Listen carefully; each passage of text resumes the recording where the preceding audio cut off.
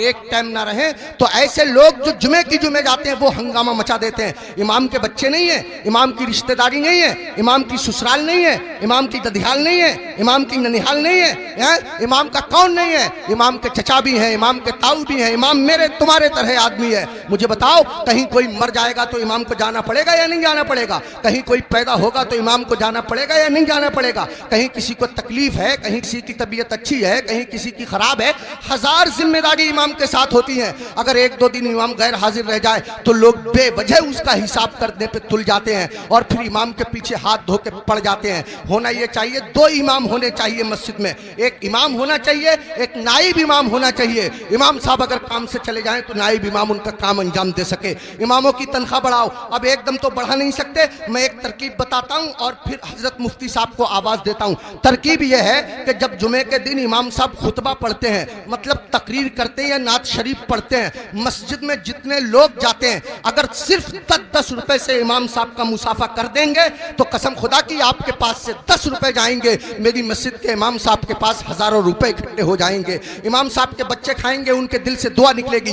देखो, अगर इमामों की तनख्वाह कम होती है तो नमाजें खराब होती हैं। आप कहेंगे कैसे? मैं बताता हूं आपको। इमाम साहब की तनख्वाह 4000, बीबी की दवा चल रही है 3000 रुपया महीना की, 100 रुपया रोज उसकी बीबी की दवा चलती है। अब कितने रुपए बच्चे उसके पास? 1000। उसमें गैस सिलेंडर भी है, उसमें तेल भी है, उसमें नमक मिर्च भी है, उसमें दालचीनी पत्ती भी है, सब दुनिया भर के खर्चे। आप गौर कीजिए, अब इमाम साहब मस्जिद के मुसल्ले पे खड़े हैं, नियत बांधे हुए नमाज की, अब पढ़ रहे हैं सुब्हानक अल्लाहुम्मा व बिहम्दिका व तबारक अस्मुका व तआला जद्दुक व ला इलाहा गैरुक। अब सुबहाना जब खत्म हुआ तो इमाम साहब मन मन में सोच रहे हैं, यार कोई मर भी तो नहीं रहा है, 40वां हो जाता, कुछ रुपए मिलते, खर्चा चल जाता, यार किसी की शादी भी तो नहीं हो रही है, निकाह पढ़ाने के लिए मिल जाता। इमाम साहब खड़े हैं मुसल्ले पे, सोच रहे हैं, पढ़ रहे हैं 40वां, खड़े हैं मुसल्ले पे, पढ़ा रहे हैं निकाह। कसम खुदा की अगर तुम लोगों ने अपने इमाम की तनख्वाहें माकूल रखी होती तो तुम्हारा इमाम जहां होता इमाम की नीयत भी वही होती, तुम्हारा इमाम जहां होता इमाम का दिल भी वही होता,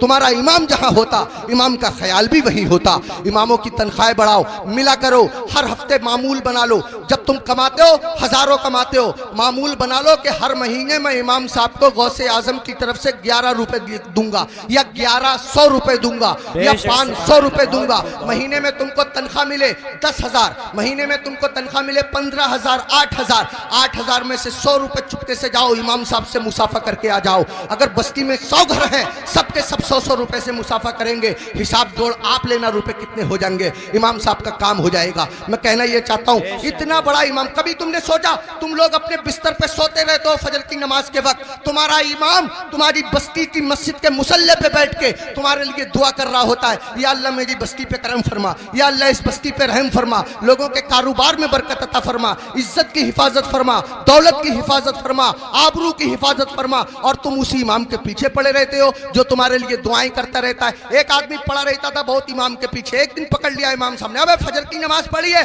बोला बिल्कुल पढ़ी है। इमाम साहब बोले कै रकअतें पढ़ी है? बोला 10। का फजर में 10 हो गए रे? कह रहा चलो 15 मान लो। इमाम साहब बोले 15 होती फजर में? कह रहा चलो 20 मान लो। इमाम साहब बोले पिट जाएगा, दिमाग खराब मत कर। मुंह लटकाया हुआ घर गया, बीबी बोली कैसे मुंह लटकाए फिर रहे हो? कहने लगा रे इमाम साहब ने पकड़ लिया, बोले फजर पढ़ी है? मैंने पढ़ी है। उन्होंने रकअतें पूछ ली, मैंने 10 बताई, 15 बताई, 20 बताई, 25 तक पहुंच गया, मगर इतना है कड़े इमाम है वो भी माने ही नहीं है। तो बीबी कह रही है तुम भी तो पागलों जैसी बातें करो, 4 बता देते 4। तो कह रहा तू तो सच में ही पिटवाने वाले काम कर रही है। जो इमाम जिद्दी इमाम 25 में ना माना वो 4 में कैसे मान जाएगा? 25 में माना नहीं, 4 में मान जाएगा। पिटवाने वाले काम कर रही है। इमामों के करीब आओ, इमामों का ख्याल रखो। जब खाना खाने बैठा करो इमाम को फोन कर लिया करो, हजरत खाना खाया नहीं खाया, आया नहीं आया, अगर आया तो क्या आया।